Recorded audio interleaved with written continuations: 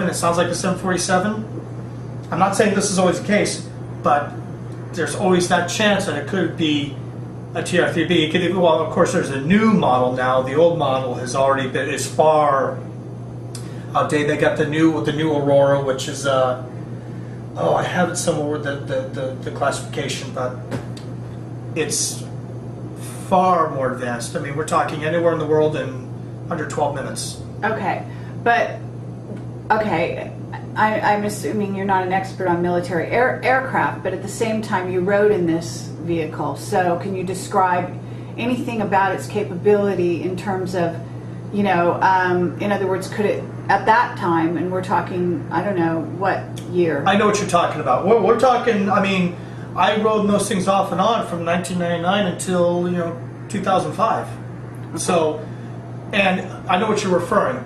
Directional, yes, multi-directional. They could move any way because of the. And what about in terms of the speed? Do you know how fast it could go? You know, could it go faster than light speed? I know that on some occasions, I remember going from the United States to Azerbaijan, that country, and we reached it in under 30 minutes. And that's pretty much on the other side of the globe. Yeah. So these abductions that you were doing, were they, in other words, you said terminate or bring them back? That was two of the categories under the conditions of, yes, termination. Well, a termination was not a military abduction. Termination was a termination. The whole point of the abduction was to take them alive, bring them back for whatever purpose. But there were also a scope of things. There's also, you know, it goes on to, and again, I described this in this other interview I just did, where you're talking about occasionally people slip through the cracks. Children, even adults. Every human, every baby that's born in the United States, DNA sample is taken. That DNA sample then goes into a network. That network is then can be accessed by special projects. Through decades and decades, they have managed to where, knowing the history of the family lineage, they can tell on the basic DNA level the possibilities of what this child is capable of. It's not a perfect system though. Occasionally children do slip through the cracks. So let's just use an example. Someone hears about maybe a child with telepathy or doing telekinesis, or even, you know, you hear of a little girl that's at a shopping mall that screams and all of a sudden windows shatter. Well then, one of the many special projects takes interest and they want that girl, they want that young woman, they want that man. So they say, okay, go get him. If my team's selected to do so, we're given the information, we go, we find this person, we bring them back to whatever designated facility. Now they may not be gone forever. It could be because you have what's called subjects of opportunity. They're taken, they're used for whatever purpose, we give them false implanted memories, slip them something, they're returned back. And maybe we never use them again. Maybe we decide we need them in a month. Or Okay. not for years. That's one of many. Did you dress up a certain way? Did you, were you working with ETs? Yes. There were three conditions. Now you had actual plain daylight abductions where you could either be masked as like a police or some kind of official member, and where you draw them into a situation to grab them, or I could be dressed like this. Obviously I didn't have the earrings or as many of the tattoos at the time, but we would use several different drugs. One of them was called scopamine. Scopamine I could literally take and dip it on the edge of a toothpick. And let's say you're my target, Gary. I've tracked you down, you're at a cafe. I can either wait till you get to go use the restroom and I could put some of this minute amount in your coffee, or I could literally actually bump into you and rub it on your skin. I then wait for it to come into effect. Then I walk over to you, and this is how this drug works. It's very dangerous. I say, hi Carrie, I'm Aaron. Now, you don't know me at all. You've never met me, but you react, you say, hi. I said, well, listen, come with me. You come with me happily. You pay your check, you grab your purse, you come with me. Willingly, I take you in my car or in your car or whatever. I take you to a facility, then whatever's been designated for you happens. If you are returned back, you're returned back and you have no memory. That's what the drug does. It's a very volatile, very dangerous drug, and it was one of the, you could say it was one of the drugs of my choice when I was doing abductions. Okay, so were you the leader of these groups? The team that happened after 2001, yes, I was the team leader. Why were you the team leader? Do you know? Because I was really good at my job. What does being good at that job mean? I had a very high success rate. It was above 97%.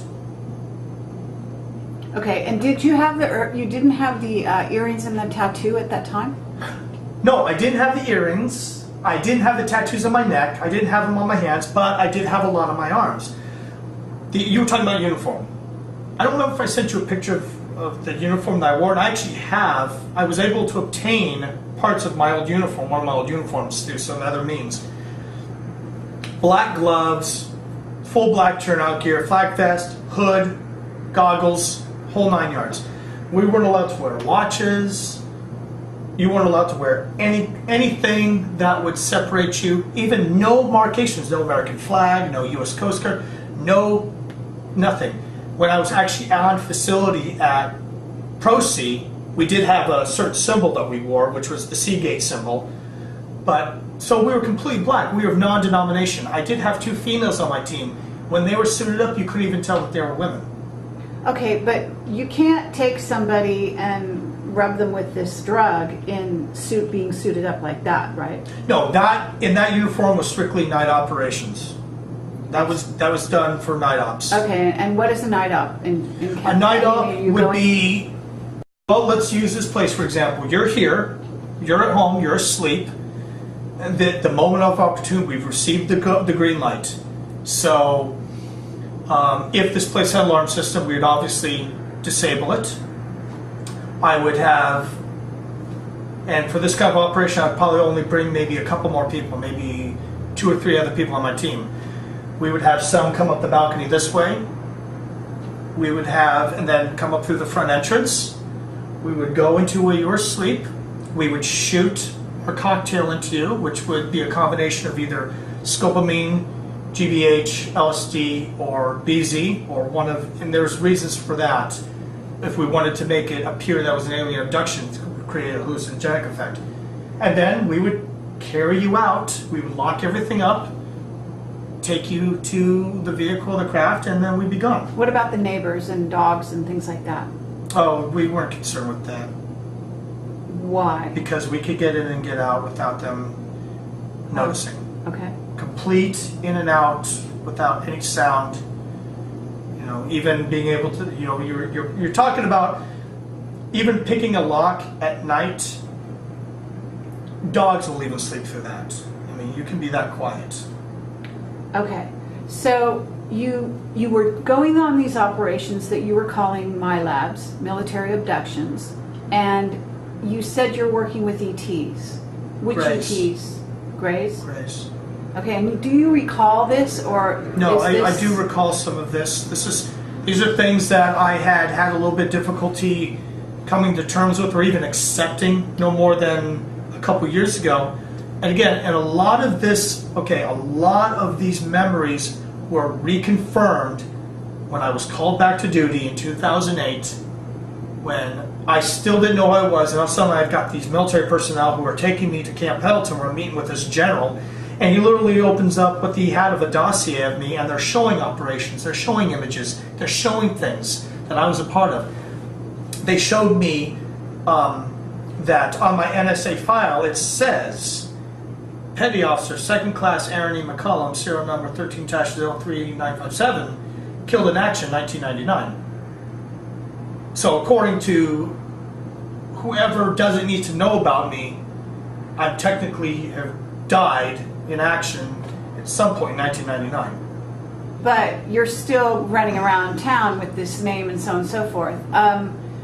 Okay, I mean, because I also want to address why you've been allowed to get away with what you're doing. I haven't entirely been allowed to get away with what I've been doing. I have received threats. My certain family members have received threats, and I myself have had attempts on my life as recently as, that had to have been 5 months ago when I was hit by a car at not full speed obviously, but the witnesses said that the car was going 35, 40 miles an hour and it hit me dead on.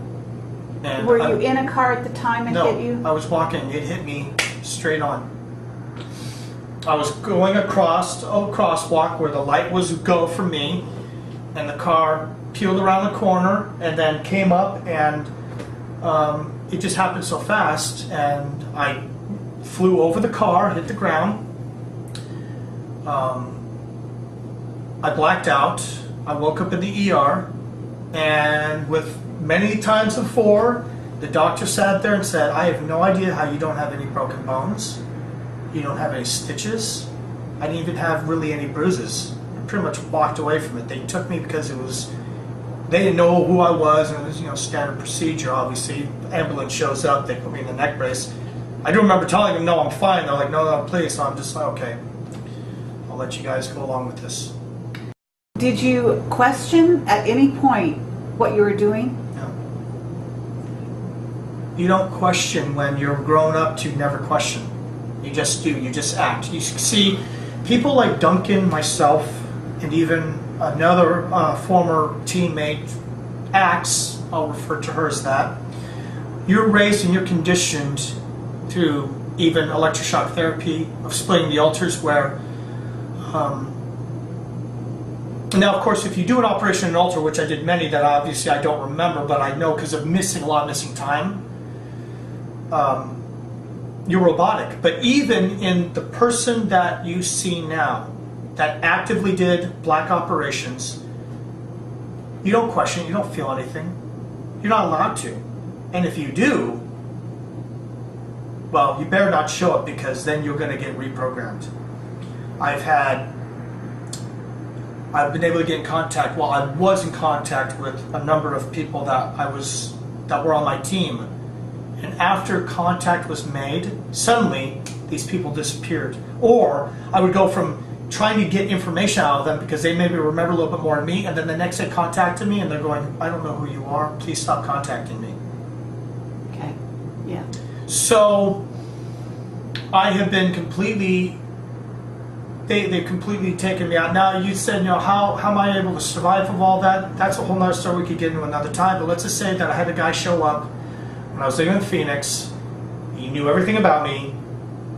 He said that he worked for the company that's telling me CIA or something even more further, and he disagreed with what took place with me, and he was the guy responsible for setting up what is basically my pension, the money that I get now. He came and he went. I don't know who he was, some good Samaritan, but without him, I don't know what I would be able to do. Let's fast forward now, because okay. We've talked about the military abductions that you were going on, and that was during what years? It actually happened off and on from 1999 to 2005. That was one of my many collateral duties. Okay, but I was a multi-mission person. I understand. And then you did work with Project Seagate. Yes. So now we need to kind of go in that direction. Okay, let me just give a little bit of history of Project Seagate first. And that'll help people understand. About 30 years ago, the Navy and NOAA, which is the National Oceanographic Atmospheric Administration, who does a lot of research on the water, they were doing some surveying in the area of the Virgin Islands and Puerto Rico, that whole area, some underwater surveying. Why they were doing that, I don't have the details, but I know that they were. And they had ground penetrating radar that they were using. They found something. They found something big underneath the seabed off the west coast of Puerto Rico. So excavation commenced, and they found what was to appear to be a very large abandoned facility, not of human technology. Now, at this time, of course, the United States government already had a treaty with certain extraterrestrial beings, with the Greys, with the reptilians, and even a few other that had taken interest. So, working with them, they were able to uncover and they had to reverse engineer it, because even today, they're still not sure who or what built this. So it wasn't a Grey base? No, absolutely not. No, this was not Grey technology. But they were able to figure out through trial and error and a lot of reverse engineering. Okay, and you know this information how? I know this information from 2 people that I worked with prior to, and 1 person that was an operator. An operator by means, this was a person who actually was a scientist, more of an engineer, that was on facility. Meaning worked at this facility once it was activated? This underwater base? Yes. Okay. Yes. And the underwater base, is that what you call Project Seagate, or that's called... Well, is there another Project Seagate was the name of the project, the operations that were ran there. Think of it like, okay, you know you've got MKUltra, MKUltra, that has many, many sub-projects. Project Seagate itself had several sub-projects. So this is a sub-project? The base, this was a sub-project that had sub-projects itself. This is what makes it so complicated, because a project is designed like Montauk, and then they discover all these other things that they usually branch off. This is something they do purposely because it's hard to track. The base itself was actually called PROSEA, P-R-O-S-E-A. That's just what that's what they called it. I know that there was another name. There was like a serial number code for the base, but I don't remember what that was. Okay, and this was under the water. It wasn't. Okay, there are now. They have parts of it that are on the seabed floor, but most of the facility is actually underneath the seabed. So it's an underwater / underground facility. Okay. Now, when you say it was called PROSEA, where did you get that information? Did you remember it, or was it told to you? That was what I was shown as part of the dossier I was shown back in 2008 when I was being recalled. So they figured, you got to recall a guy. I'm sitting there really freaking out. We're going to show this guy who he really is.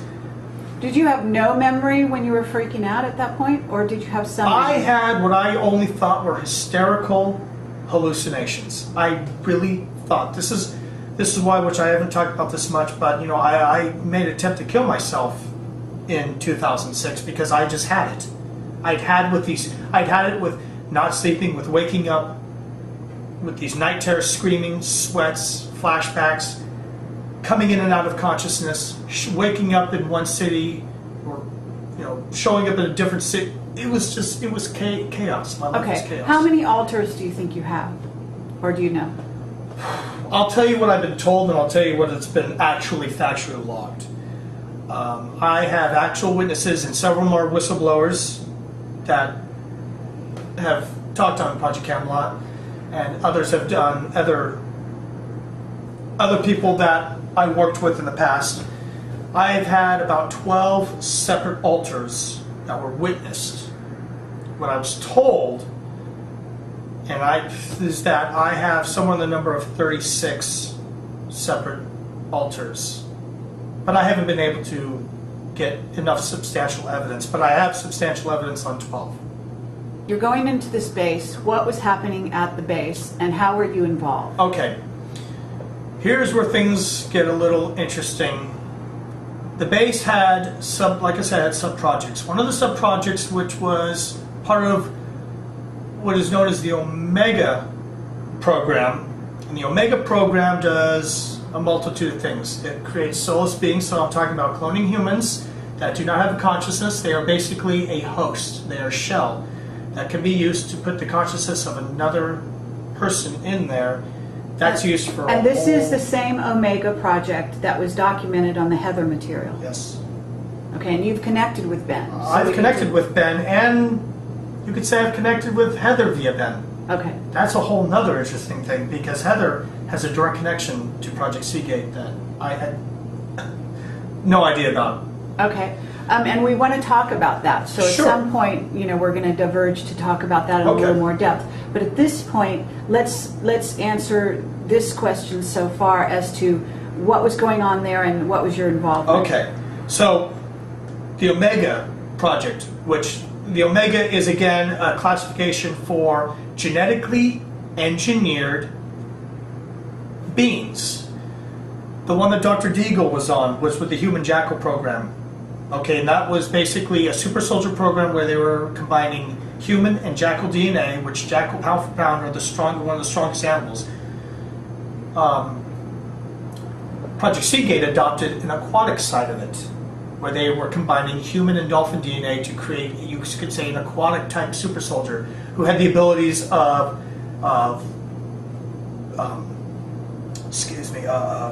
telepathy, echolocation, being able to hold the breath for an extremely long time underwater, being even better at adapting to cold. Dolphins themselves can actually change their body heat depending on if they go up to the Arctic or if they're down in the equator. Okay. So, So that was are one we of the talking projects. about, you're saying genetically engineered, are they using human and dolphins, but are they ending up to look more like which? There was a wide range. Initially, the project, as in with live genetic manipulation, they had a lot of failures where you get things like the thing that I really, it disgusts me how they label it, the pictures of the Panamanian monster, which is not a monster. I think I showed you those pictures, and those pictures, if not, I'll get them to you, are of what you could say more of not a desired creation due to the project. Occasionally underwater field exercises would happen and one would get away. This is when they expanded to where all exercises were done at a huge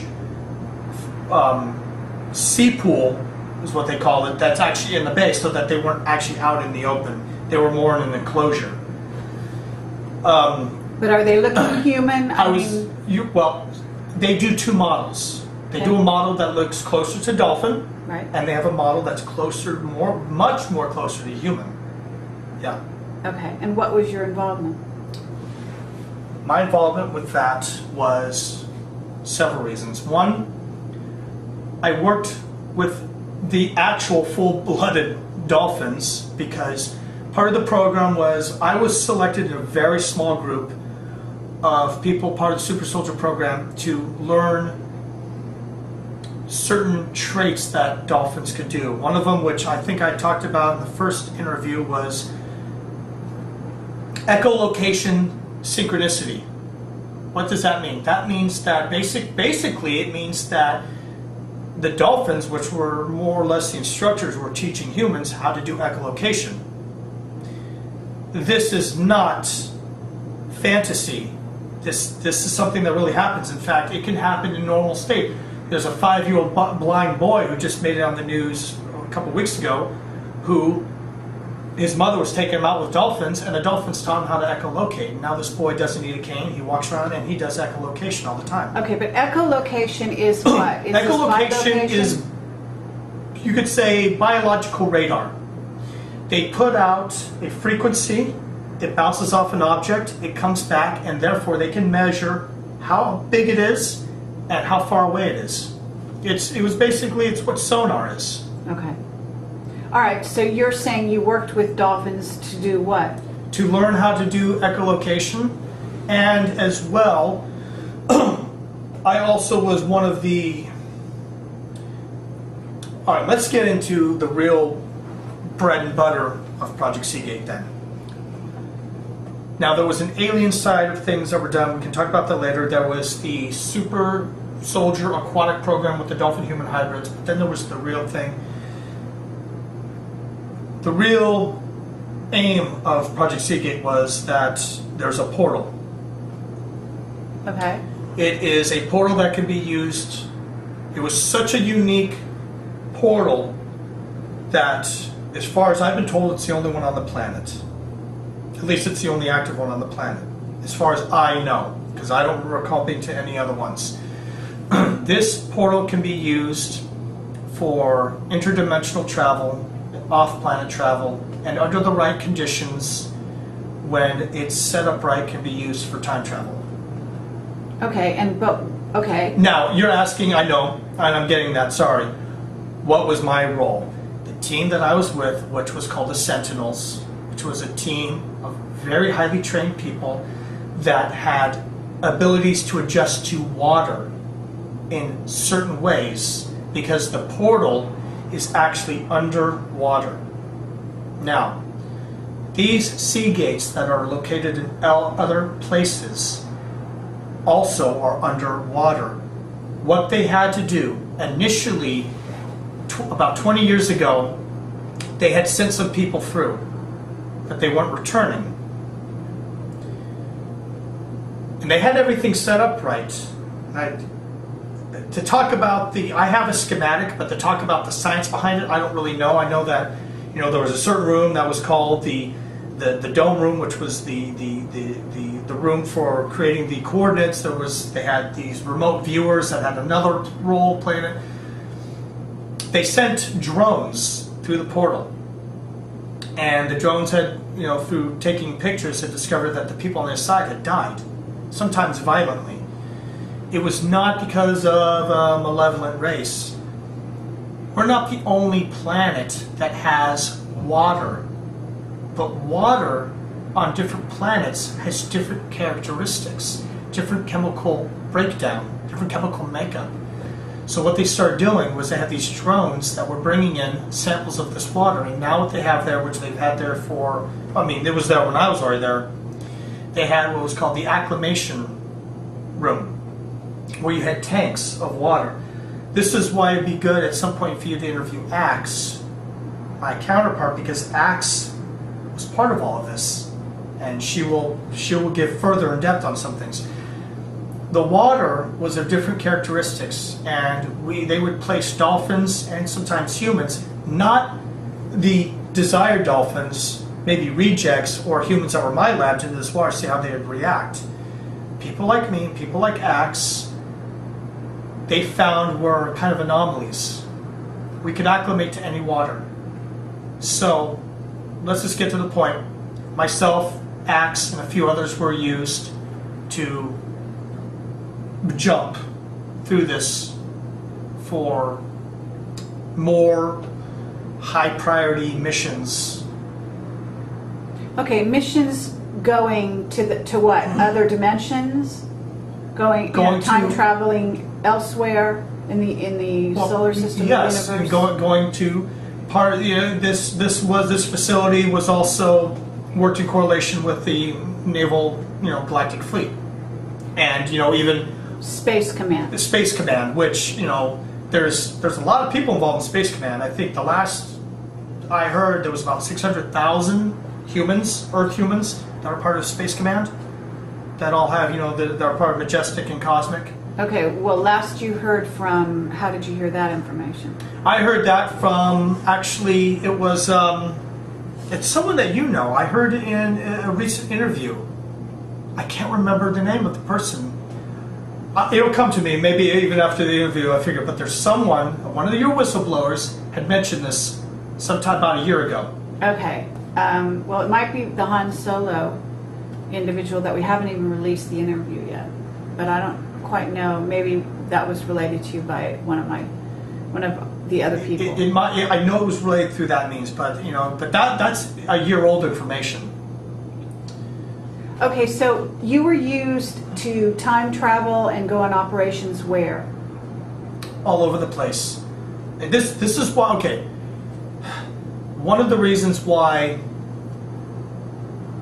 we, Duncan, Opinion, and Axe, and I wanted to have a full interview was so that there was some better cooperation, because it's just me talking. It's better if you have other people. There were operations that had been done in Cambodia back in the late 60s that I have memory of being a part of, that Duncan has memories of being a part of, and that Axe have memories of being a part of, and that even Dave Corso has memories of being a part of. Right, but technically you weren't born then. Oh no, I wasn't. I was born in '78. according to what I was told and what records I have. Okay. Do I have memories of being off-world? Yes. Do I remember exactly where they were? No. Am I working on to find that out? Yes.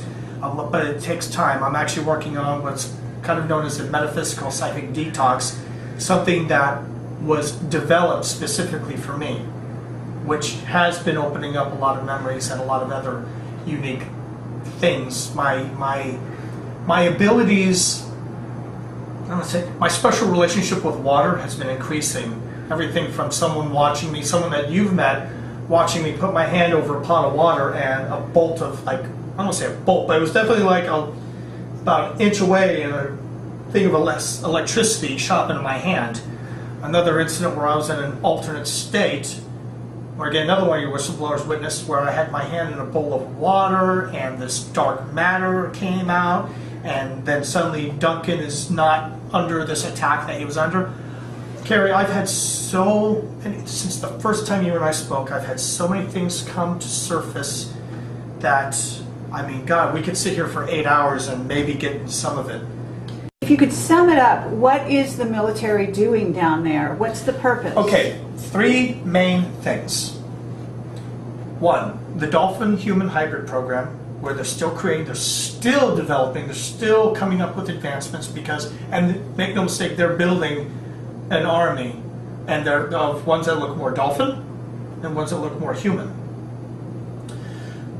They also, with the Project Seagate portal, they use some of these hybrids they make are without souls, so they're used through these remote viewers, the 10 remote viewers that sit in what's called the row of chairs, where they can use them for more expendable missions, where if the body itself gets damaged, they can actually bring back the consciousness of that human into its real body. Oh, right. And we talked about this in the last interview. In other words, but I really don't like to compare movies to reality, but that Avatar movie yeah, is not out of this world technology. Yeah. That is happening right now. Absolutely.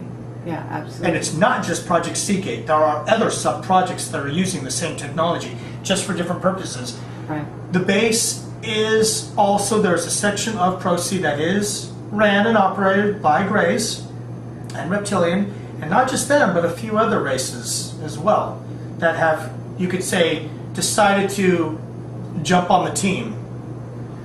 They are doing a lot of different projects because Project Seagate is also connected to, there is an underground maglev that goes to Autek, which is at Bimini Island.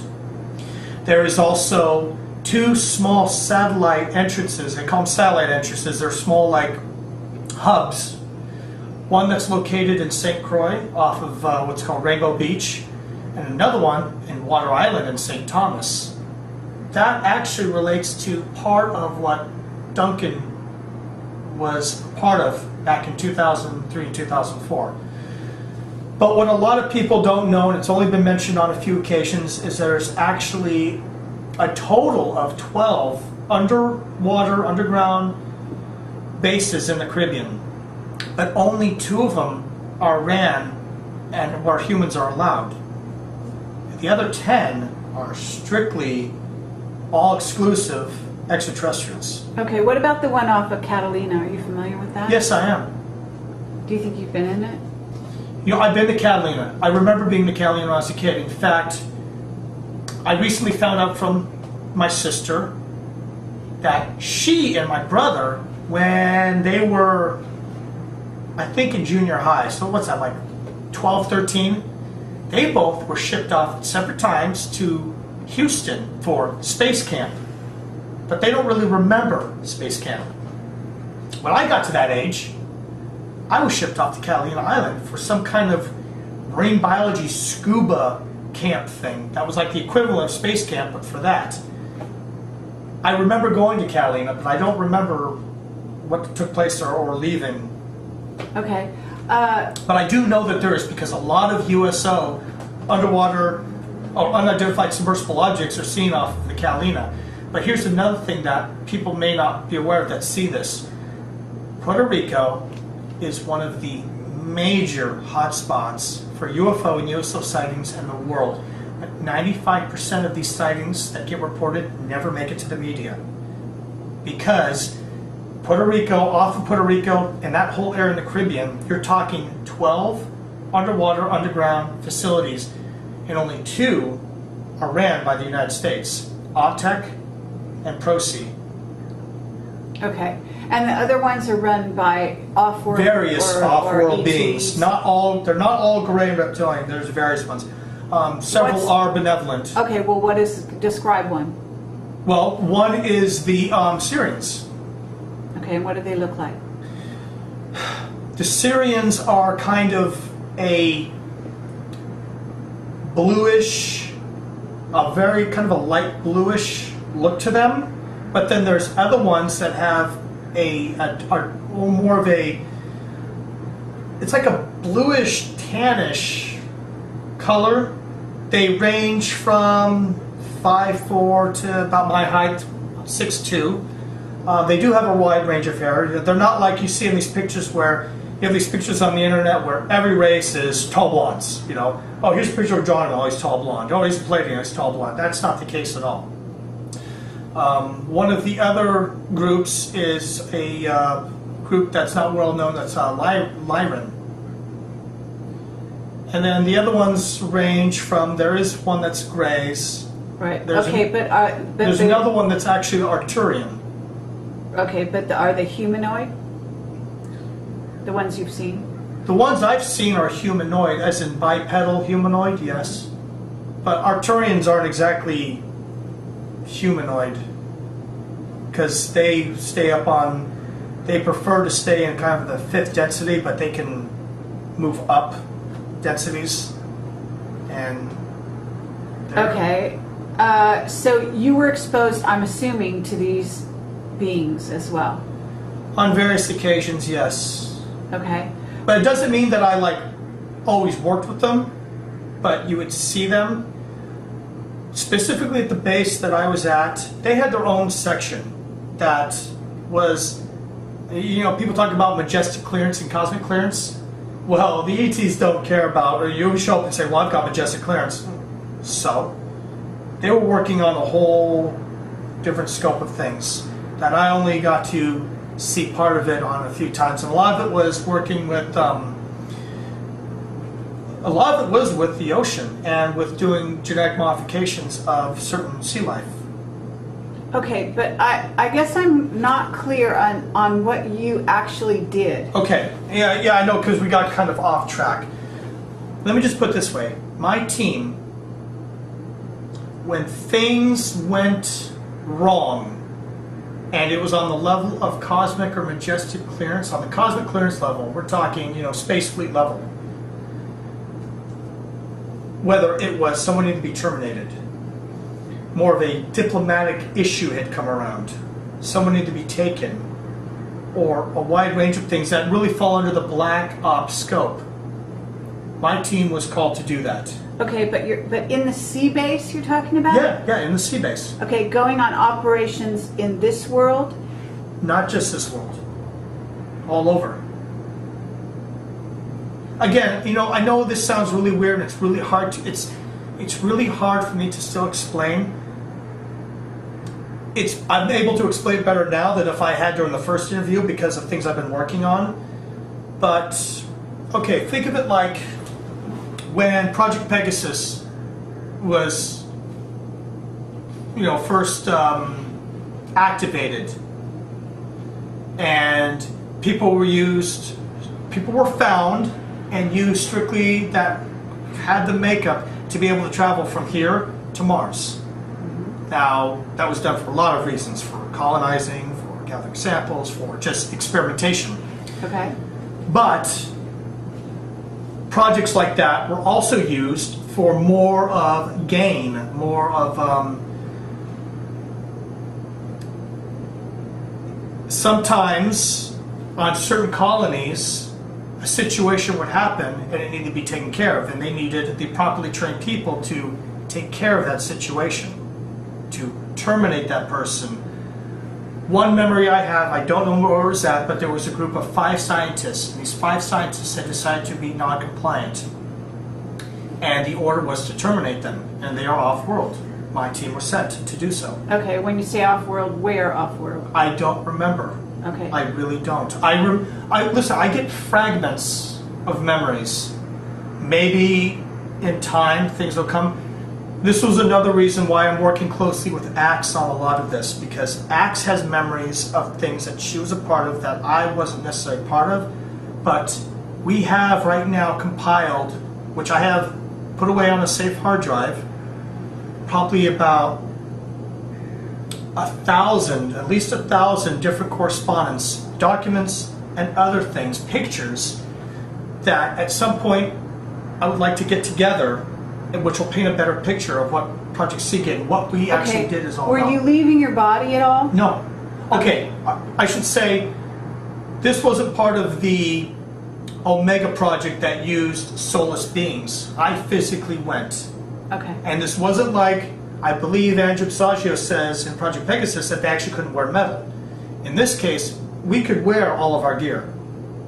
We would go in this type of submersion suit under the water so that when we came out of the next level, we could take off that submersion suit and be in our dry gear so that we could carry on with whatever task we had to do. Okay, did you go to Inner Earth at all? No, I don't ever recall going to Inner Earth.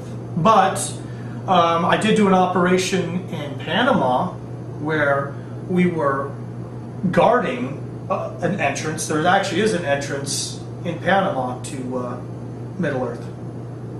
But that was a side operation because Project Seagate, Pro-C itself, was my base of operations for quite a long time. Even Axe, and at some point it'd be good for you to talk to Axe, because Axe has absolute memory of me being at this facility when I was a child. I don't remember that. She claims, and I believe her because I worked with Axe for many years.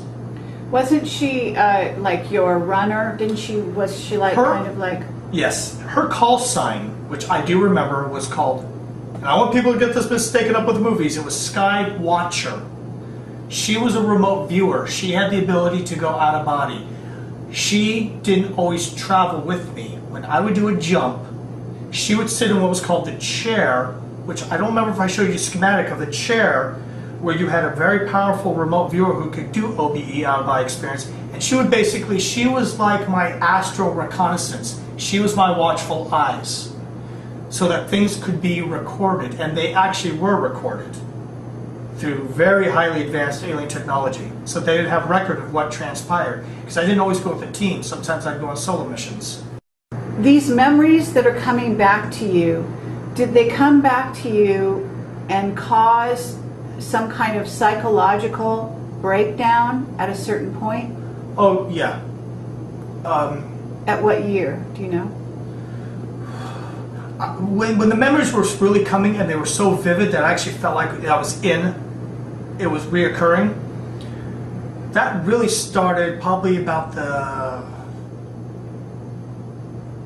early part of 2006, maybe February, March. And at what point were you let go from the service? I mean, I know you're technically actually still on call. And I'm they can technically call you still back. on call.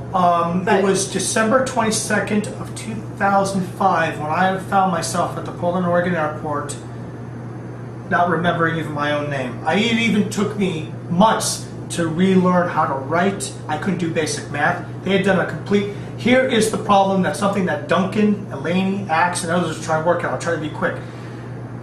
Normally, there's a shelf life with this reprogramming they do, and usually in the 50s or 60s is when it comes back. The thing that nobody can figure out is how so quickly this breakdown of the mental block has happened with me. No one, we've been trying to figure it out. The only suspicion is there's an outside benevolent reason that has caused this for certain reasons that I've not yet. Okay, and you're how old? 31. Okay, so you're still quite young. I feel like I'm 100. I know. So you had to have a trigger event that happened that made your life change such that you ended up not knowing your name at this airport, right? In Oregon. Yes. So do you want to address that? How did that happen? Well, I'll give an explanation, but I really, at this time, I don't want to get into too much detail. There's reasons, because I've been instructed, not by bad people, but I've been instructed. Okay. Axe and I, we were at the facility. This was around maybe June or July of 2005. Normally, when a jump occurs, and a jump is, traveling through the portal at Seagate, it's actually a pretty big operation. You have an operating area, which is kind of like main control, where you have the people that are running, all the electronics, everything. You have another, along the pool where the portal's at, there's 5 chairs on each side that have remote viewers. What exact role they play, Axe can better describe that. I'm really hoping she'll at least do some kind of anonymous transcript with you or something, because she'll add a lot to this. Then you have another person that sits at what's the coordination dome, the chair that's underneath, that is a very strong, usually a bilocation remote viewer, where this dome actually moves in a way to, it's almost like setting a compass to where an waypoint, a destination is calculated, that goes into the system somehow, and then bam, where you're going to jump to. So it's a big process, a lot of people involved. I was given a message of huge importance. Now, I say given a message, you could say a message was really overpowered me to where I did something that my entire life I had never done. I went against direct orders. I completely disregarded all directives and disobeyed everything that I'd ever stood for. And I went into almost an autopilot. I had convinced a couple of the operators, a couple of the key players. We kind of activated the Seagate through a skeleton crew. How I convinced them, I don't know. Somehow I did. I know that I was in good standings there, and I was pretty high up as far as who I was. Maybe that had something to do with it. The location that was designated was a place that was pretty much off the grid, had been already years before, came down from those who lived in that area as, this is off limits. You guys want to do whatever else you can, do not come here. If you come here, we're going to shut things down. So, some beings that have definitely a huge influence on what goes on in this galaxy.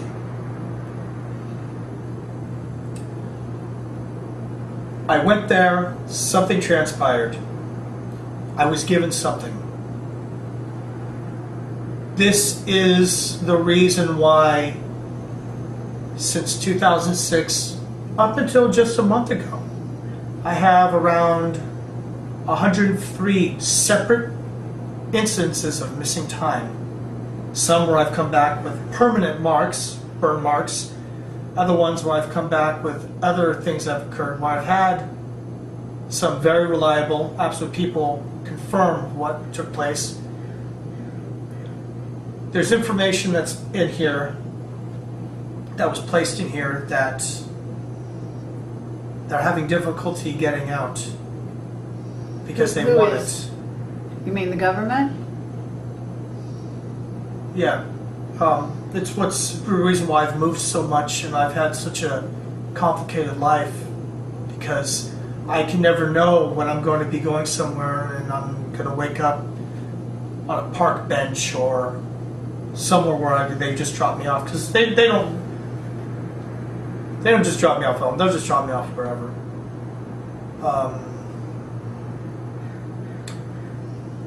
When I returned from this jump, the government, the high-ranking officials had already found out, obviously. You can't do a jump there without them finding out. So I obviously knew, I knew what was going on. Axe, they had grabbed Axe and they had brought her into the jump room. And that's when things got pretty messy, pretty ugly. I remember telling Axe to get the hell away from me. I didn't really understand what entirely had happened, but I remember that something bad was going down.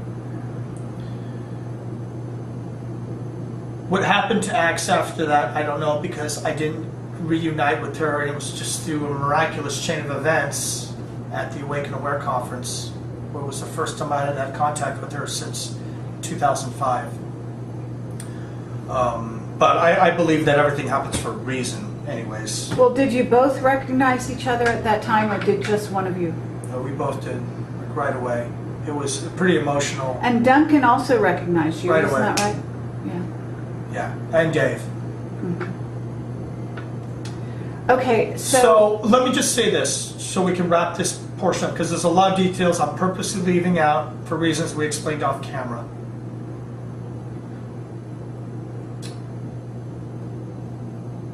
There was a gap, obviously, between June and December.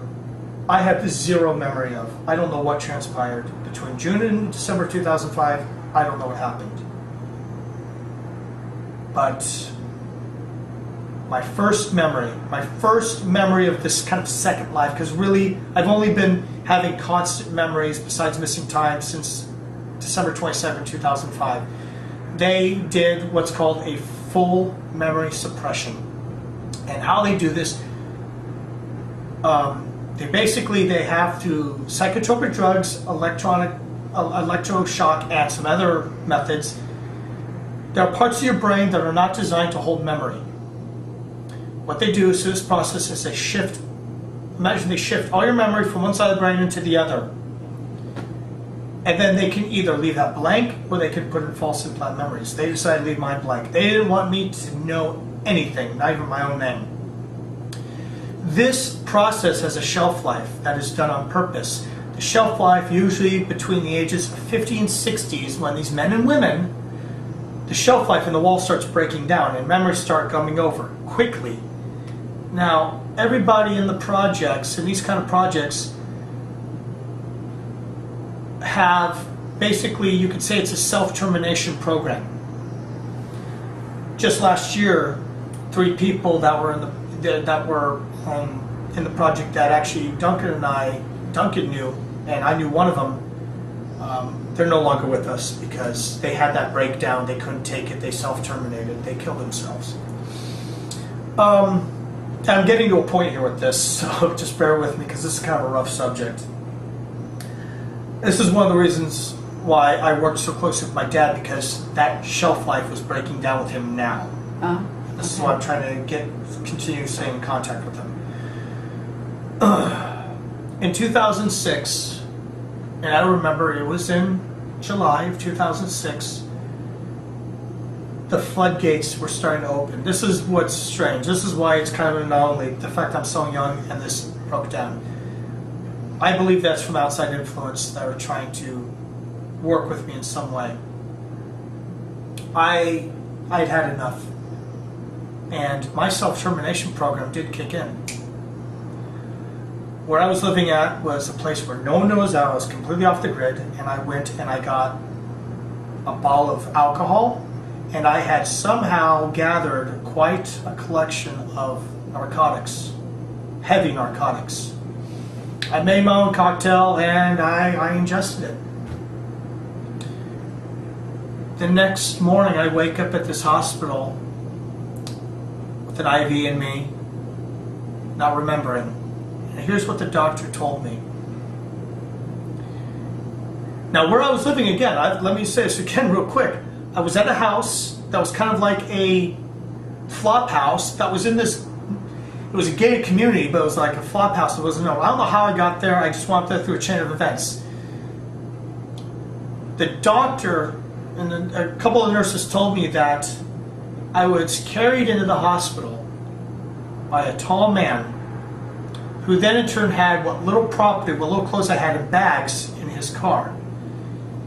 He dropped me off he told the people exactly what drugs were in my system of this cocktail. Now, I didn't have pill bottles. I just gathered them from here and there. And then they grabbed me. They took my stuff. When they turned around, because obviously the nurse needed him to fill out some information, the guy was gone. He never gave his name, nothing.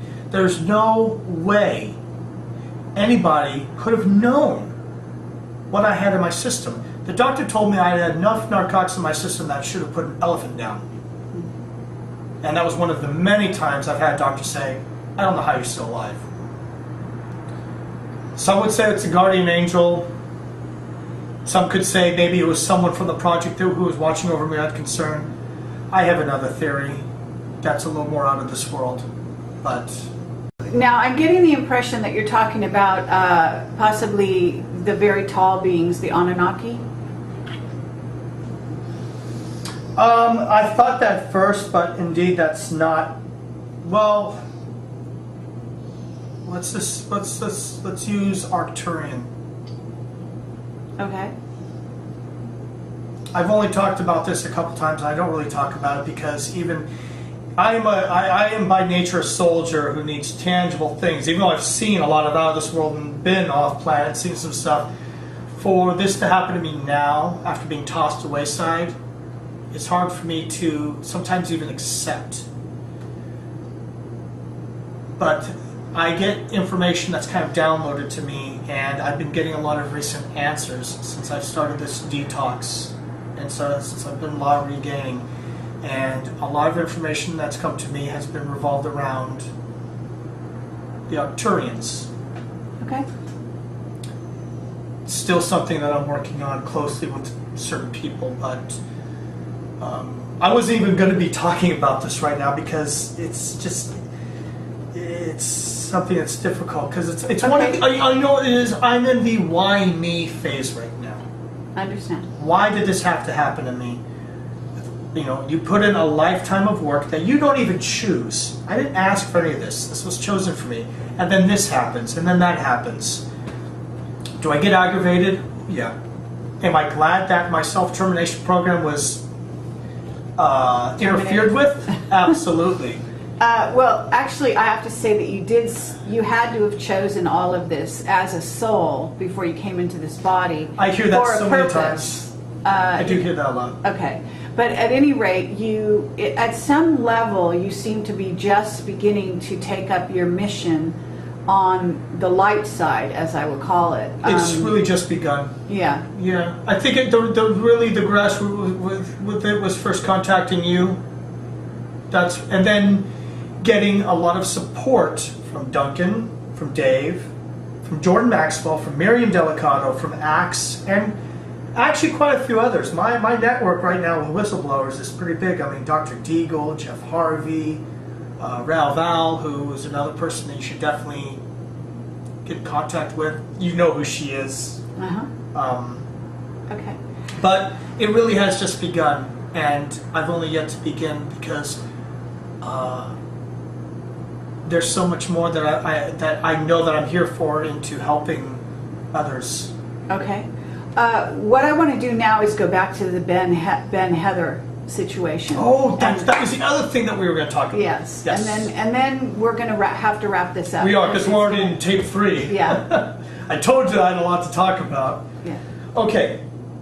Do you want to explain anything about that first? Or you want me to just go right into it? Okay. I did a radio show interview with Ben Murphy, who was part of the Heather material. He was the contactee who was in contact with Heather, who then basically disappeared, but she worked in a black project as a scientist and was part of basically Project Omega and some other projects. And then in the midst of the interview, something told me to ask Ben whether or not Heather had worked with dolphins. Something came to me, as it does sometimes when I'm doing interviews. I get downloads.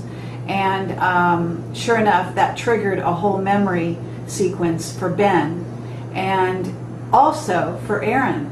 And what happened was, after the show, Aaron contacted Ben Murphy, and I'll let Aaron tell the rest. I listened to that interview in detail, And yes, it definitely, things triggered. And I recognize my triggers very well. I mean, it's, when I listen to something, I don't sweat and I don't panic. So when I start shaking and I start getting cold sweats and I start getting violent flashbacks, gut feeling tells me there's something substantial to this. So I emailed Ben and I explained to him what it was, and then I gave him just a very brief history, background, not of growing up, because he was already aware of some of that, but of my involvement with Project Seagate. And the letter I got, which I think would be good, and I will make sure you get another copy of it. Okay. The letter he sent me was basically him dictating what Heather said, and the details of her involvement with working with Dolphins on the Super Soldier program, which is under the Omega Project, were uncanny. In fact, there's no way what she details in that letter she couldn't have just made up without absolutely knowing something. We had a lot of white coats, scientists, also known as operators. We had a lot that would be contracted out. Again, Project Seagate had special contracts with facilities like AUTEC and San Diego and various places, all water-based facilities with Dolphins. Heather, I believe, I would say I'm 99% sure, based on what she said and my instinct, that she was in some way a researcher, a scientist, a white coat for Project Seagate. I am going to, eventually when I get the website put up, that's one of the info, I'm going to have a whole section devoted to Project Seagate. But I will definitely get you a copy of the letter so you can post that, and then I will turn and post it on what I'm using now with my Facebook. I can't stand Facebook, but it's a means to an end, I guess. But okay, there is a possibility, because that is a close network, Project Seagate. Everyone pretty much knew everybody on some level, whether you recognized who they were or what they did. So there's now a good chance that her and I may have crossed paths at some time, at some point. Okay, and are you, when you talked to Ben and he told you his memories and wrote to you about his memories of information that Heather had given him, because my understanding is that Heather and Ben are not in contact at this moment. Right. I should say he dictated. It wasn't like she was staying over him saying it. He wrote down to the best of what she had described to him. As far as I know, they're not in contact, and I would, because of the sensitivity, I think that if they were in contact, Ben wouldn't say anything anyways, which is very smart, because the information that's been released, even the information she released, that letter she sent to me, which I haven't made public, there's some sensitive stuff in there. Okay. And once people see the greater picture, when I start releasing everything from Project Seagate, my documents, my transcripts, absolute proof, that's going to be one thing to add to it that's really going to be a huge door buster. Okay. What about the idea, couple things. Do you have any memories of being in undersea bases and or just underground bases in Florida? I was in Miami for a while. I've had two people that remained completely anonymous who reside in Florida who have made claims that I was at an undersea base in Florida. I have another guy that's absolutely reliable. I'm not going to say his name, but he was with the military for 20 years, and him and I have discussed things in depth, and he was at AUTEC for quite some time. He was at Dolphin Mountain. And he has accounted things that him and I have talked about that would lead me that at some point I was at Bimini Island, which has an underground facility. But I do have clear memories absolutely being of underground facilities in Oregon, Northern California, San Francisco Bay, and out in Arizona. Okay. And what about, do you know anything about Sarasota? Sarasota, Florida. No, but I have a list that I have compiled. I'll have to dig it out and I can get to you, but it's basically a list of all the known, state by state, of all the known underground facilities. I don't know if Sarasota's on there, but it might be. Okay. Well, I was given recent information of a Stargate there. Was this, without revealing names, was this of a certain person that I tried to get in contact with? No, Okay, this is not that person. not to my knowledge. Well, that wouldn't surprise me. I mean, you know, there was an interesting magnetic anomaly that occurred off of the Dominican Republic about a month ago that didn't make it on mainstream news. That was a Stargate-like opening that happened, and then also, and people can look at this. It's on. There have been radar images of specifically Australia, Norway, Russia, and other places with this unusual circular vortex thing. Mm-hmm. There's one in the United States now. Now, like of the Australia, it's this one. The one Norway, it's one. There's one in the United States now that has as a real image that there's 6 of them. And 2 of them are over Florida. These anomalies are popping up One of all over now. one of the key areas of the Heather research was her discussion about working to create beings that could go in and out of portals and not be destroyed in the process. And that's because these omega beings, these soulless beings, are not the most stable of beings. That's why. You know, they had, you can think of it as like they had a kind of a shelf life. And this relates back to the Gulf of Aden. There's an undersea facility there where there was this private research company. It was in articles, I have articles about it, where that French doctor, they claimed that she tried to kill herself, and she said the world must see it out, where they were doing alien-human genetic experimentation, which they said was related directly to the Seagate. So there are multiple areas where they're doing this. I'm sure Heather was probably very much aware of that. So yeah, that's fact. Okay. Those things are happening. And do you know anything about, this is kind of off in left field, but do you know anything about pharmaceutical companies and their black ops programs? The pharmaceutical companies have been very much involved in that. Not pharmaceutical companies can't necessarily get a hold of certain rare plants that create certain kinds of proper chemicals, so they'll send in a team to, you know, either persuade or gather, even grab, because black ops isn't just kidnapping people and killing. It's also gathering intel. It is falsifying intel. It's espionage of some means. It can even be, well, tampering with the government so the government falls. I mean, black ops have been doing that. That's how Saddam Hussein became. It's what just happened with the entire Polish government. If anyone thinks that was an accident, I'm sorry. That was a false flag operation. They were executed for a multitude of reasons. We'd get into that another time. One of the things I've been researching. Okay. But let me just ask you this. What specifically are you referring to as far as pharmaceuticals? Because they are a corrupt, really military industrialized complex. Well, part of the Heather material was that she was working in a black ops portion of one of the pharmaceutical companies underground in Florida. You know, when I first read the Heather document, it brought me back to something we were talking about on the way here of Project 13, which is the manipulation and enhancements and modifications of the 13th chromosome. With autism. Autism, Asperger's, multiple personality disorder, bipolar, ADD, ADHD, all these things derive from the 13th chromosome, which makes up of like 4.5, it's either 4.5 or 5.7, I have the numbers at home, of the entire DNA strand. It is the smallest, but in all reality, one of the most important.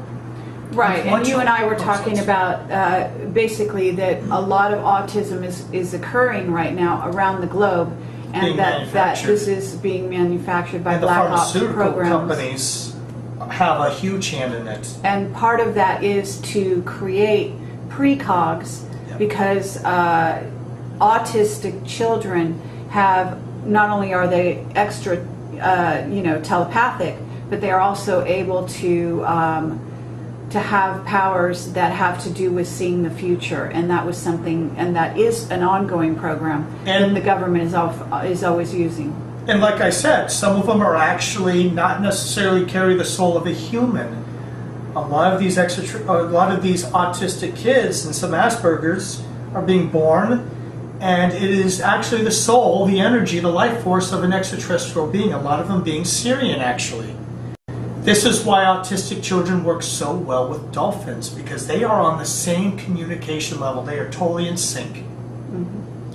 Yes, and there also seems to be a plot surrounding autism that Absolutely. you and I talked about that has to do with what appears to be, comparing notes here, the 13th chromosome taking humanity, and actually what happens is throwing into humanity, in the mix of humanity, these autistic children that will raise the vibration and change. They actually will jump humanity to another level, and this is the objective here. And they're being, in a sense, they're being used, sacrificed, whatever you want to call it, created in order to be triggers for this process. And this is why, and just based on you telling me that, let's compare another note. The global elite, for a long time, the reason why they allow these slaughters to happen of dolphins and whales. Dolphins and whales both serve two separate but very significant purposes. One is, you could say, maintaining the frequency of the planet, and the other one holds an energy balance. It sounds similar, but they're a little bit different.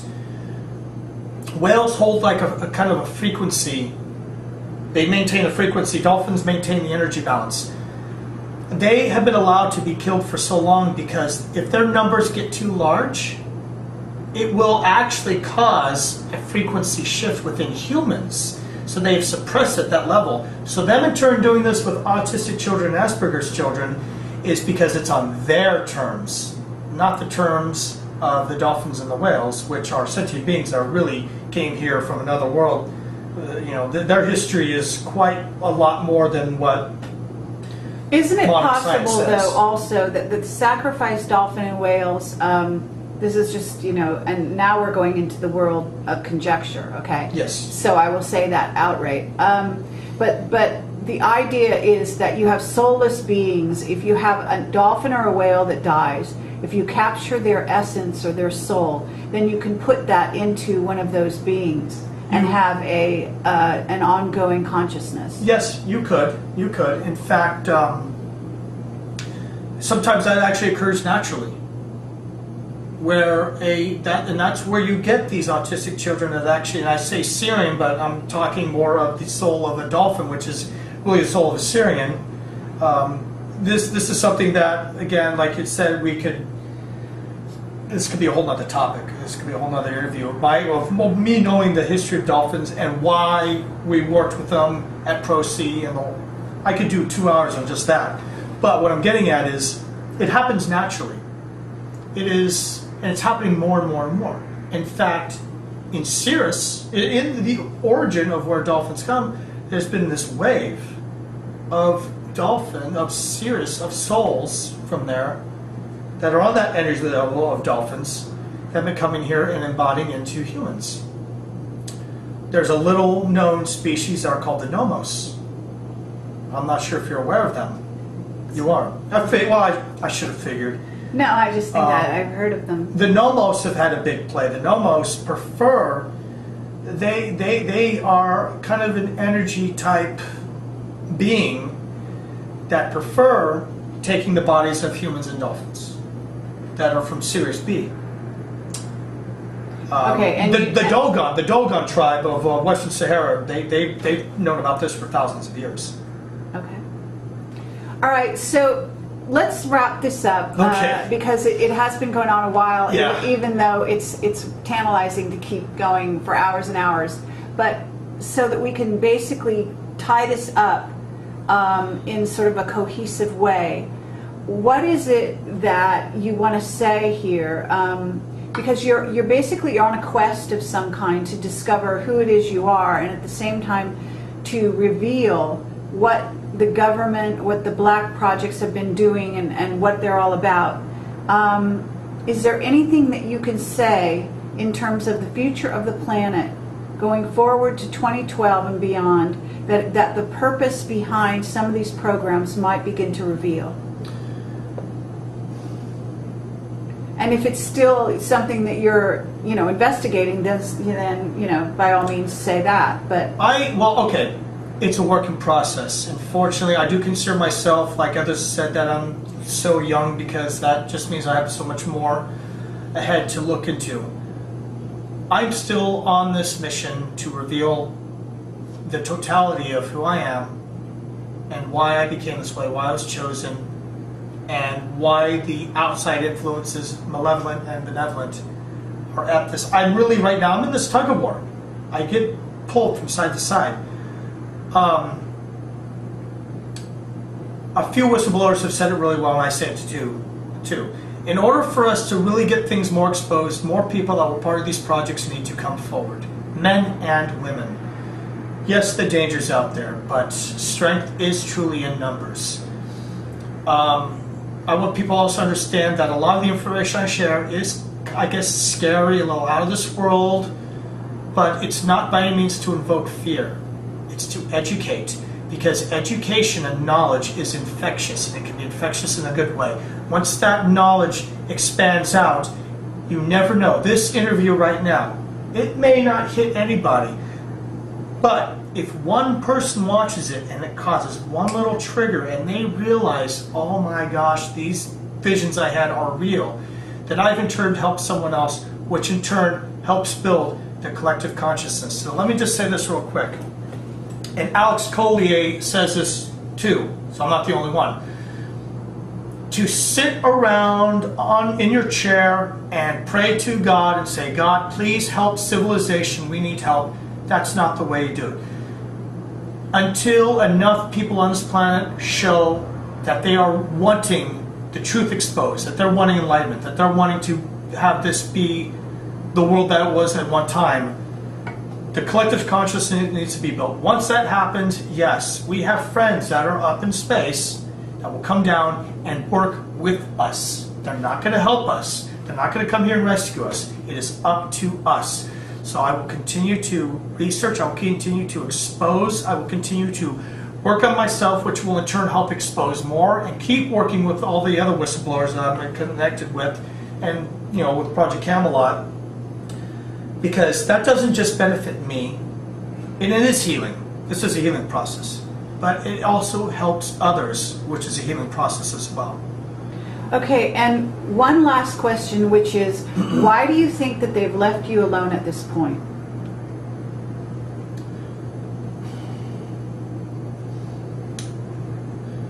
Well, they haven't completely left me alone, but it hasn't been as harsh as it was the past couple of years. I can only speculate that perhaps they have been told by an outside influence to leave me the hell alone. That's really the only thing that would make sense to me. That there is this race of beings that I mentioned earlier, or perhaps someone else that has said, if you mess with them, you're going to suffer some consequences. Because I have been very much put into a protective field now, recently. Okay. In fact, I didn't mention, but those 2 times of missing time last week, I'm not saying that those were bad. Mm-hmm. That could have been something for a good reason. But I haven't woken up with any scars, marks, burns, chem marks, anything bad in over a month. Okay. So that's good. Okay, Aaron Mccollum, thank you very much for coming forward. Thanks, for your Gary. courage. I really appreciate your service to humanity. Well, and I appreciate yours and all the other people out there, and I appreciate when they listen to this. We just have to keep pressing on. Okay, thank you. Thanks.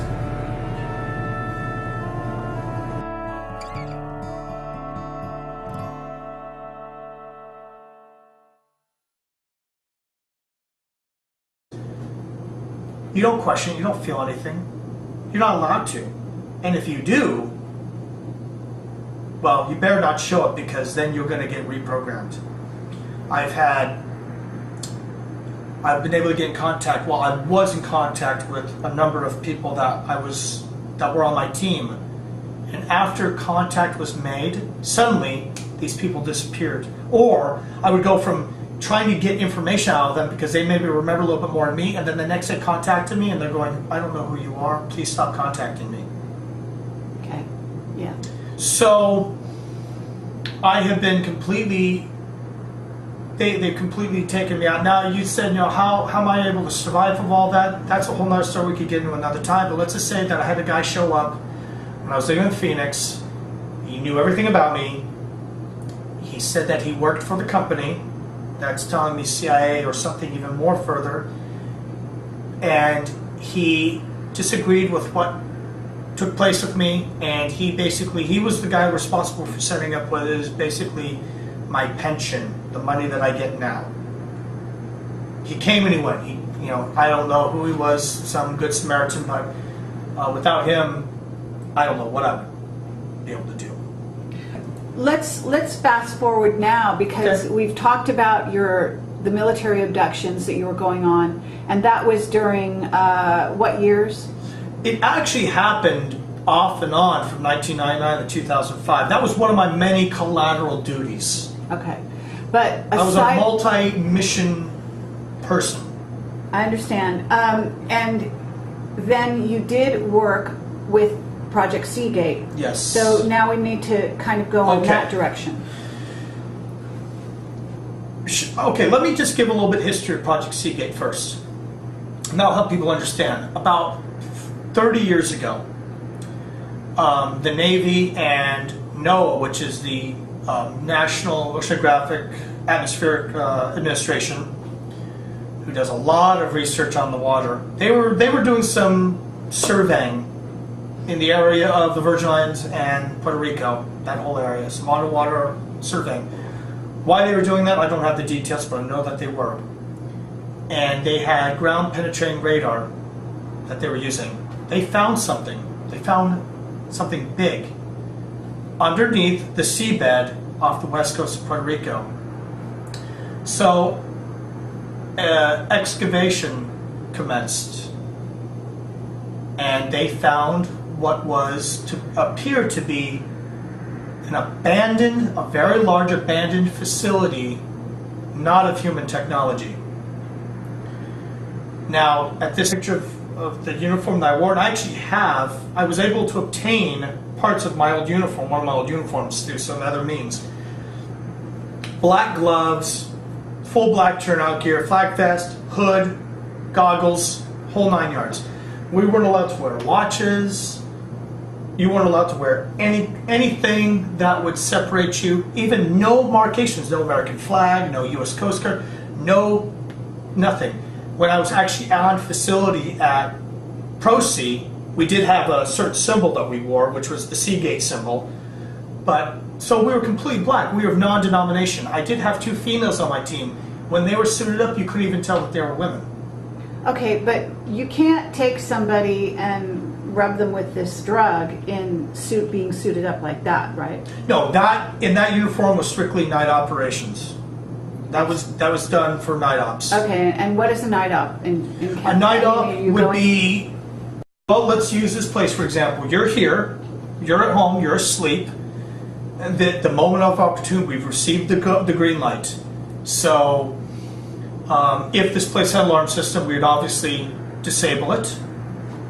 I would have, and for this kind of operation, I'd probably only bring maybe a couple more people, maybe 2 or 3 other people on my team. We would have some come up the balcony this way. We would have, and then come up through the front entrance. We would go into where you were asleep. We would shoot a cocktail into you, which would be a combination of either scopolamine, GBH, LSD, or BZ, or and there's reasons for that. If we wanted to make it appear that was an alien abduction, to create a hallucinogenic effect. And then we would carry you out, we would lock everything up, take you to the vehicle, the craft, and then we'd be gone. What about the neighbors and dogs and things like that? Oh, we weren't concerned with that. Why? Because we could get in and get out without them noticing. Okay. Complete in and out without any sound. You know, even being able to, you know, you're talking about even picking a lock at night. Dogs will even sleep through that. I mean, you can be that quiet. Okay. So you were going on these operations that you were calling my labs, military abductions, and you said you're working with ETs. Which Grays. ETs? Grays? Grace. Okay, and do you recall this, or No, is I this... do recall some of this. These are things that I had a little bit difficulty coming to terms with or even accepting no more than a couple years ago. And again, and a lot of these memories were reconfirmed when I was called back to duty in 2008. Well, then, one of the many special projects takes interest, and they want that girl, they want that young woman, they want that man. So they say, okay, go get him. If my team selected to do so, we're given the information. We go, we find this person, we bring them back to whatever designated facility. Now, they may not be gone forever. It could be because you have what's called subjects of opportunity. They're taken, they're used for whatever purpose. We give them false implanted memories, slip them something, they're returned back. And maybe we never use them again. Maybe we decide we need them in a month. Or Okay. not for years. That's one of many. Did you dress up a certain way? Did you were you working with ETs? Yes. There were 3 conditions. Now, you had actual plain daylight abductions where you could either be masked as like a police or some kind of official member, and where you draw them into a situation to grab them, or I could be dressed like this. Obviously, I didn't have the earrings or as many of the tattoos at the time, but we would use several different drugs. One of them was called scopamine. Scopamine, I could literally take and dip it on the edge of a toothpick. And let's say you're my target, Carrie. I've tracked you down, you're at a cafe. I can either wait till you get to go use the restroom and I could put some of this minute amount in your coffee, or I could literally actually bump into you and rub it on your skin. I then wait for it to come into effect. Then I walk over to you, and this is how this drug works. It's very dangerous. I say, hi, Carrie, I'm Aaron. Now, you don't know me at all. You've never met me, but you react, hi. I said, well, listen, come with me. You come with me happily. You pay your check, you grab your purse, you come with me willingly.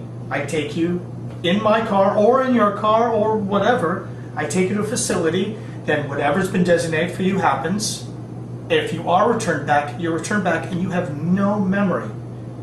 That's what the drug does. It's a very volatile, very dangerous drug, and it was one of the, you could say it was one of the drugs of my choice when I was doing abductions. Okay, so were you the leader of these groups? The team that happened after 2001, yes, I was the team leader. Why were you the team leader? Do you know? Because I was really good at my job. What does being good at that job mean? I had a very high success rate. It was above 97%. Okay, and did you have you didn't have the earrings and the tattoo at that time? No, I didn't have the earrings. I didn't have the tattoos on my neck. I didn't have them on my hands, but I did have a lot on my arms. You were talking about uniform. I don't know if I sent you a picture. It sounds like a 747. I'm not saying this is always the case, but there's always that chance that it could be a TR-3B. It could, well, of course, there's a new model now. The old model has already been, is far outdated. They got the new Aurora, which is I have it somewhere with the classification, but it's far more advanced. I mean, we're talking anywhere in the world in under 12 minutes. Okay, but I'm assuming you're not an expert on military aircraft, but at the same time you rode in this vehicle. So can you describe anything about its capability in terms of, in other words, could it, at that time, and we're talking, I don't know, what year? I know what you're talking about. We're talking, I mean, I rode those things off and on from 1999 until, 2005. Okay. So, and I know what you're referring. Directional, yes. Multi-directional. They could move any way because of Okay. the And what about propulsion in system terms is. of the speed? Do you know how fast it could go? Could it go faster than light speed? I know that on some occasions, I remember going from the United States to Azerbaijan, that country, and we reached it in under 30 minutes. And that's pretty much on the other side of the globe. Yeah. So these abductions that you were doing, were they, in other words, you said terminate or bring them back? That was two of the categories under the conditions of, yes, termination. Well, a termination was not a military abduction. Termination was a termination. The whole point of the abduction was to take them alive, bring them back for whatever purpose. But there were also a scope of things. There's also, it goes on to, and again, I described this in this other interview I just did, where you're talking about occasionally people slip through the cracks. Children, even adults. Every human, every baby that's born in the United States, DNA sample is taken. That DNA sample then goes into a network. That network can be accessed by special projects. Through decades and decades, they have managed to where, knowing the history of the family lineage, they can tell on the basic DNA level the possibilities of what this child is capable of. It's not a perfect system though. Occasionally children do slip through the cracks. So let's just use an example. Someone hears about maybe a child with telepathy or doing telekinesis, or even, you hear of a little girl that's in a shopping mall that screams and all of a sudden windows shatter. And I still didn't know who I was, and all of a sudden I've got these military personnel who are taking me to Camp Pendleton where I'm meeting with this general, and he literally opens up what he had of a dossier of me, and they're showing operations, they're showing images, they're showing things that I was a part of. They showed me that on my NSA file it says Petty Officer 2nd Class Aaron E. Mccollum, serial number 13-03957, killed in action 1999. So according to whoever doesn't need to know about me, I technically have died in action at some point in 1999. But you're still running around town with this name and so on and so forth. Okay, because I also want to address why you've been allowed to get away with what you're doing. I haven't entirely been allowed to get away with what I've been doing. I have received threats. Certain family members have received threats, and I myself have had attempts on my life as recently as, that had to have been 5 months ago when I was hit by a car at not full speed obviously, but the witnesses said that the car was going 35, 40 miles an hour and it hit me dead on. And Were you in a car at the time it hit you? No, I was walking. It hit me straight on. I was going across a crosswalk where the light was go for me, and the car peeled around the corner and then came up, and it just happened so fast, and I flew over the car, hit the ground. I blacked out. I woke up in the ER, and with many times before, the doctor sat there and said, I have no idea how you don't have any broken bones. You don't have any stitches. I didn't even have really any bruises. I pretty much walked away from it. They took me because they didn't know who I was, and it was, standard procedure, obviously. The ambulance shows up, they put me in the neck brace. I do remember telling them, no, I'm fine. They're like, no, please. So I'm just like, okay, I'll let you guys go along with this. Did you question at any point what you were doing? No. You don't question when you're grown up to never question. You just do. You just act. You see, people like Duncan, myself, and even another former teammate, Axe, I'll refer to her as that, you're raised and you're conditioned through even electroshock therapy of splitting the alters where now, of course, if you do an operation in an altar, which I did many that obviously I don't remember, but I know because of missing time, you're robotic. But even in the person that you see now, that actively did black operations